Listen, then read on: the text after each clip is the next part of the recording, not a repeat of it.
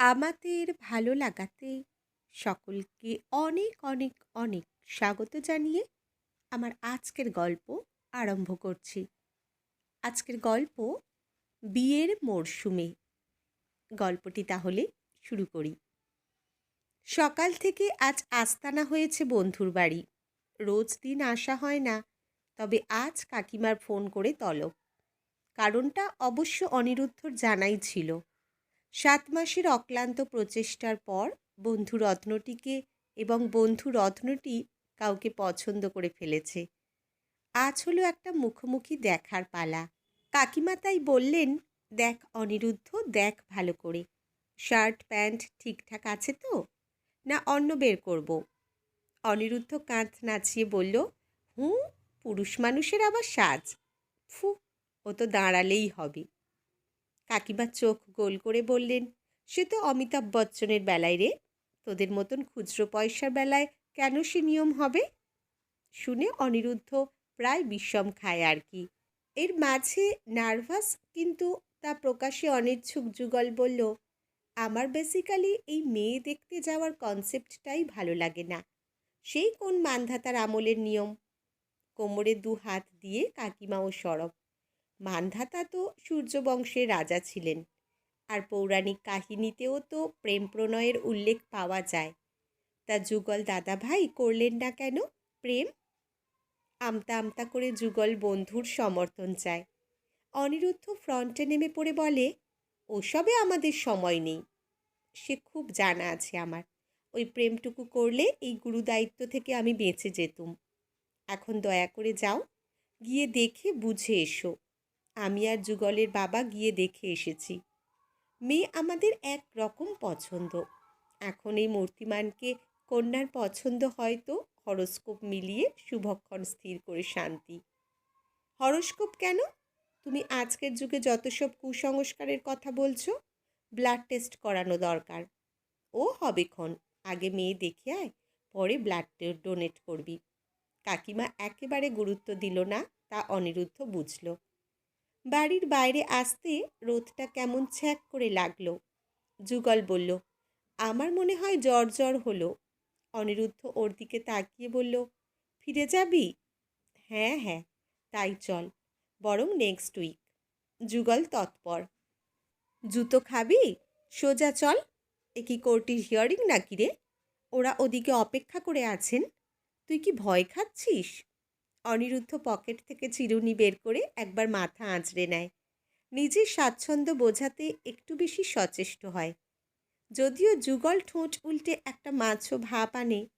তারপর বন্ধুর আগে আগে হাঁটা ধরে। হাঁটার ধরনে একটা বেপরোয়া ভাব। অনিরুদ্ধ যদিও ওর নারীর গতি জানে, ভিতর ভিতর ভয়ে চুপসে গেছে, তাই বাইরে নিজেকে ফাঁপিয়ে রেখেছে, বিড়ালের ভয় পেয়ে লেজ ফোলানোর মতন। মোড়ের মাথায় একটা হলুদ ট্যাক্সি পেয়ে যেতে অনিরুদ্ধই দাঁড় করালো। কথা ছিল বাসে যাবে, কিন্তু বন্ধুর সহায় হতে আরামের সফরকে প্রাধান্য দেওয়াই আপাতত নিরাপদ মনে হলো। বেহালায় মেয়ের বাড়ি। মেন রাস্তা থেকে ভিতরের দিকে ঢুকতে রাস্তার দুপাশের সারি ফ্ল্যাটের একটি ফ্ল্যাট হলো কন্যাপক্ষের আবাস। একতলায় দোকানপাট, লিফট নেই, ছোটোখাটো ফ্ল্যাট বাড়ি, সিঁড়ি ভরসা। বাড়িতে ঢুকতে বসতে দিলেন নাতিদীর্ঘ একজন টাক মাথা ভদ্রলোক, সাদা খাটো ফতুয়া আর সাদা পায়জামা পরা। হাসি মুখে বললেন, তোমাদেরই অপেক্ষা করছিলাম। অনিরুদ্ধ আর যুগল পাশাপাশি সোফায় বসার কিছু পরে এ ঘরে ঢুকল মেয়ে। গড়ন মোটার দিকে, হাইট যুগলের সঙ্গে মানানসই। যুগল 5'5", ছেলে হিসেবে বেটেই, মেয়ে 5-এর কম হবে। মেয়েটির মুখশ্রী মিষ্টি। করজোড়ে যখন হাসল, তখন গজ দাঁতের মিষ্টত্বে মুখটা ঝলমল করে উঠল। অনিরুদ্ধ বুঝতে পারছিল পাশে বসা যুগল এখন মৃতপ্রায়। ছেলেটা ভীষণ নার্ভাস। কেন যে এত ভয় খায়? হাইট কম, গায়ের রং চাপা, দেখতে আর 5টা স্বাভাবিক ছেলের মতন, কিন্তু খুব কর্মঠ। পলিটেকনিক করে চাকরিতে ঢুকে বিটেক, তারপর এমটেক করে এখন সিলভার লাইট কোম্পানির কলকাতার ব্রাঞ্চের ডিজাইন ইঞ্জিনিয়ার। ভাই, ভয় কিসের তোর এত? মনে মনে বেশ জোরে জোরে চিল্লায় অনিরুদ্ধ। যাতে যুগলের মন ওর কথাগুলো ক্যাচ করতে পারে। মেয়েটি ভারী শান্ত স্বভাবের, চুপ করে মাথা নামিয়ে বসে রইল। ফতুয়া পরা ভদ্রলোক বললেন, তোমরা কথা বলো, আমি আর কি করব থেকে। ভদ্রলোক উঠলে অনিরুদ্ধ কিছুটা ইতস্তত বোধ করতে বলে, আমিও বাইরে অপেক্ষা করি বরং। যুগল সঙ্গে সঙ্গে তোতলে বলে উঠল, তুই বস। একবার মেয়েটির দিকে চেয়ে আরেকবার যুগলকে দেখে কেমন যেন বোকা বোকা লাগলো নিজেকে। তারপর কাকিমার মুখটা মনে পড়ল। অনিরুদ্ধ ঝপ করে বসে পড়ল সোফায়। আর তখনই চোখ গেল এদের ভিতরের ঘরের মুখের দরজায়। কমলা আর লাল কম্বিনেশনের সিল্কের শাড়িতে একটা মেয়ে এসে দাঁড়ালো। তারপর এক গাল হেসে বসল যুগলের পাত্রী অর্থাৎ লোপামুদ্রার পাশে, এবং সেও ওই লোপামুদ্রার মতনই করজোড়ে একগাল হেসে বলল, আমি পায়েল, লোপার স্কুল ফ্রেন্ড। কিন্তু এ কি, অনিরুদ্ধর যে ততক্ষণে আকাশ পাতাল এক হয়ে গেছে। আর্থিং গণ্ডগোল হয়ে একেবারে শর্ট সার্কিট, পুরো শরীরে ইলেকট্রিক শকের ঝটকা। দূর থেকে দীপিকা পাড়ুকন আর কাছে এলে অনুষ্কা শর্মা মনে হচ্ছে। সিল্কি চুল, হাসলে টোল পড়ে, লম্বা গলা, চোখগুলো যেন কথা বলে। সে বলল, তা যুগলদা, আপনার কি এক্সপেকটেশন আছে লোপার থেকে? যুগল অমনি জ্যাঠামশাইয়ের মতন বলে দিল, পরিবার পরিজনদের নিয়ে একসঙ্গে থাকতে পারা। সর্বনাশ, মানে আপনার পরিবার নিয়ে থাকতে পারার দায়টা আপনি ওর উপরই চাপাতে চান? আর এটাই আপনার বিয়ের উদ্দেশ্য, আর কিছু না? ভয়ঙ্কর ঘাবড়ে গিয়ে যুগল যখন পকেটে রুমাল হাতড়াচ্ছে, আর অনিরুদ্ধ বুঝছে রুমালটা পাবে না, কারণ ওটা খাটেই পড়ে রয়েছে, ও আর পকেট পর্যন্ত ঢোকেনি, তখন পায়েল দ্বিতীয় তোপ দাগল। বিয়ে মানুষ কেন করে বলুন দেখি? এখনই যদি যুগল দাদা ঠাকুরের মতন বলতে বসে বাচ্চা কাচ্চার জন্য, তবে এরা ঠেঙিয়ে তাড়াবে নিশ্চিত। এই ভেবে সাত তাড়াতাড়ি অনিরুদ্ধ বলল, বিয়ে করে চলার পথে একজন সঙ্গী পেতে, একজন ভালো সহযাত্রী পেলে যেমন লম্বা সফর দেখতে দেখতে পার হয়ে যায়, এও তাই। উত্তরটা বোধহয় পায়েলের বেশ মনোপুত হলো, কারণ লোপামুদ্রার দিকে তখন আর অনিরুদ্ধ ফোকাসড নয়। তার মূল কেন্দ্রবিন্দু এখন পায়েল। পায়েল হেসে যুগলের দিকে ফিরে বলল, আপনি কি বলেন? যুগল মাথা নেড়ে বলল, আমিও তাই, আমিও তাই। সহযাত্রী, সহ সফর। পাশ থেকে অনিরুদ্ধ খোঁচা মারল, প্রম্পট করতে কে বলেছে? ব্যাস, আর বেশি কিছু কথা হয়নি। যুগলের যদিও আরও বসার ইচ্ছে ছিল, এদিকে কথা এগোবার মুরত নেই, কিন্তু কনফিডেন্স বেশ তত্তর করছে। তাই এদের বাড়ির থেকে বেরিয়েই ছাতি টান টান করে বলে কি না, আজ ওয়েদারটা বেশ ঝড়ঝড়ে বল। কিন্তু তখন অনিরুদ্ধ ঘোরে, শুধু যেন ঠোঁটটুকুই নাড়তে পারছে। সে বলল, হেপ্পি দেখতে, পুরো দেবী দেবী। হ্যাঁ, বেশ মিষ্টি চেহারা, গোলগাল গড়ন, আমার ঠাকমা এমন ছিলেন। অনিরুদ্ধ কতটুকু শুনল কে জানে, কিন্তু বলে চলল অভিভূতর মতন। মারাত্মক স্মার্ট, তেমনি স্টার্নিং লুকস। কি কনফিডেন্ট ভাই। পাশাপাশি হাঁটছিল দুজনে। যুগল থেমে দাঁড়ালো, বন্ধুর পেটে খোঁচা মেরে বলল, তুই কার কথা বলছিস ভাই? লোপার বন্ধু, পায়েল। ওর মুখ চোখ দেখে যুগল খেপে খেপে হাসতে হাসতে একেবারে হাসিতে ফেটে পড়লে সম্বিত ফিরে পায় অনিরুদ্ধ, এবং সচেতন হয় ও আর ওই ফ্ল্যাট বাড়ির ছোট্ট বসার ঘরটাই নেই। ওরা দাঁড়িয়ে মেঘলা দিনের ব্যস্ত শহরের বাসস্ট্যান্ডে। বন্ধুর আত্মবিশ্বাস বাড়াতে গিয়ে যে নিজের সেট করা দুনিয়া টলে যাবে, তা কি আর জানা ছিল ছেলেটার? বন্ধুর পাত্রী দেখতে গিয়ে শেষে নিজেই হয়েছে কুপোকাত। তা আর কী বা করে বেচারা, এখন দিন রাত শুতে জাগতে ওই এক মুখ আর ওই এক নাম করা। খবরটা যুগল পর্যন্তও ছড়িয়ে গেছে। বাড়িতে তলব এলো এরই ভিতর। কাকিমার ফরমায়েশ, বিয়ের বেনারসি কিনতে হবে। অনিরুদ্ধ বাবা, তুই আর যুগল মিলে লপুকে নিয়ে কিনে আন। আমার কদিন হলো সুগার বেড়েছে, একেবারে শরীরে জোর নেই, তার উপর হাতে পায়ে ব্যথা। কদিন বাদে বিয়ে, আমি এখন একটু নিজেকে রেস্টে রাখতে চাই। ধ্যার, বলে যুগলের বিছানায় শরীর এলিয়ে দেয় অনিরুদ্ধ। হাই আসে। একটা ছুটির দিন দুপুরে খাসির মাংস আর ভাত সাঁটিয়েছে গন্ধরাজ লেবু চিপে।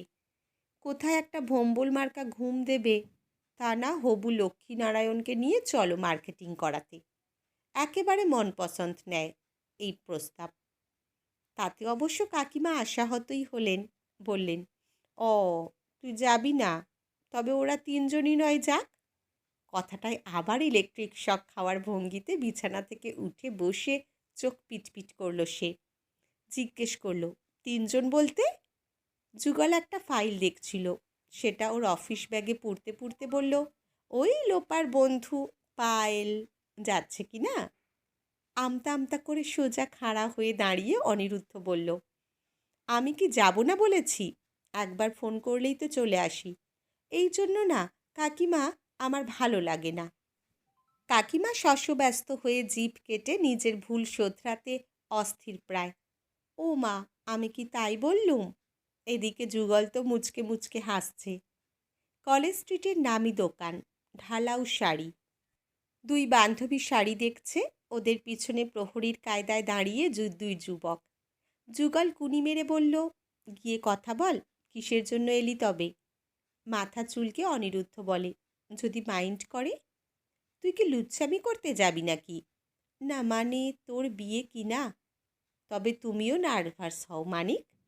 মোটে না, তবে যা না। প্রায় একরকম ঠেলা মারে যুগল।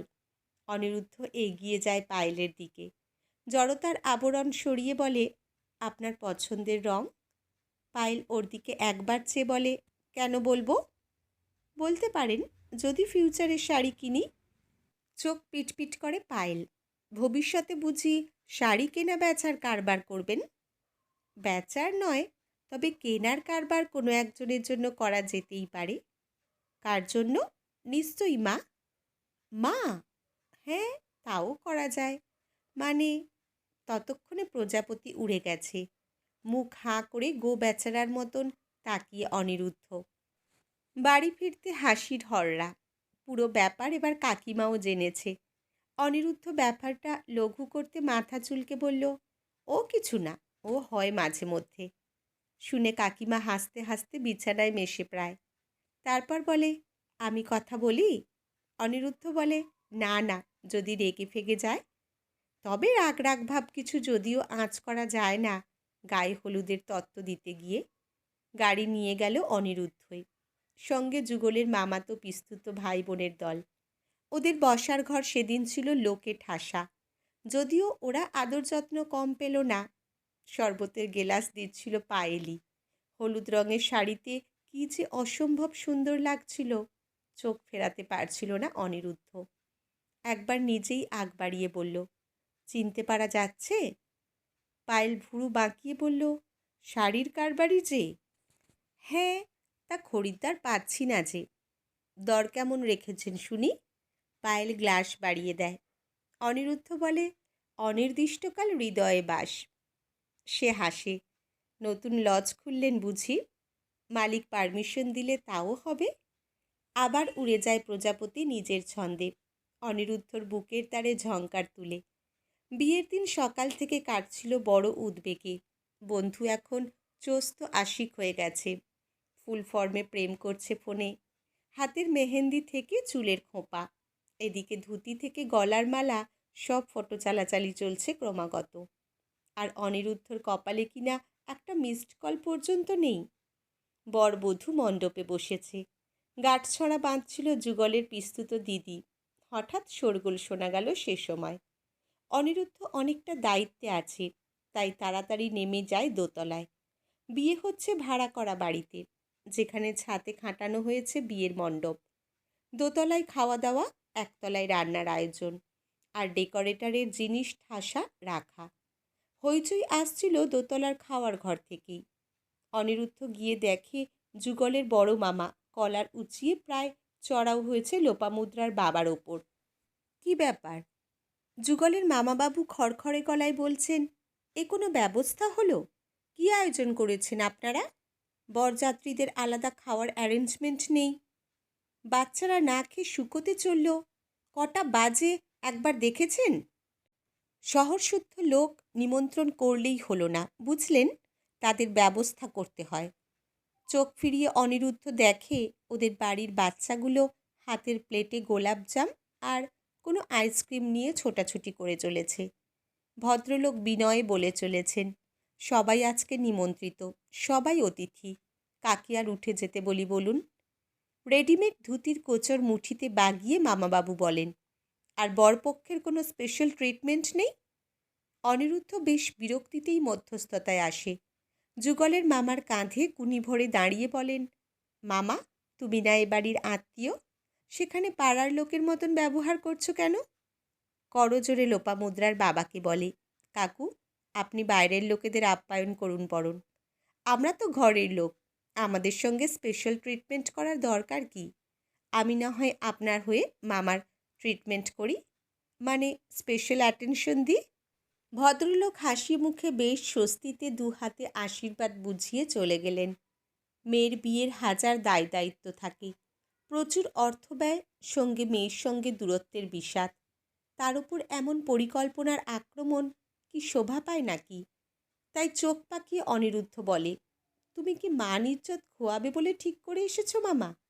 বলি, লোপামুদ্রা যখন জানবে তার বিয়েতে তার মামা শ্বশুর তার বাবাকে খাওয়ার আয়োজন নিয়ে খোঁটা দিয়েছিল, তখন বোনের বাড়ি গিয়ে পাত পেরে খেতে বসার সময় মাছের মুড়োটা পাবে ভাবছ? যুগলের মামা, কাকা, মাসি, পিসি সবাই সঙ্গেই অনিরুদ্ধর মেলমেশ ভালো, তাই কথাগুলো বলার মতন জায়গা ওর ছিলই। মামা অবশ্য বেশ চটলেন, বললেন, তোরা তো বউ পেলে বাকি সম্পর্ক ভুলে যেতে চাস। এই হলো আজকের জেনারেশনের দোষ। বড়দের রেসপেক্ট দরকার নেই, বউ খুশি হলেই হলো। অনিরুদ্ধ হাসে, তা কি করব বলো মামা? আমরা গুরুজনদের দেখেই এসব শিখেছি।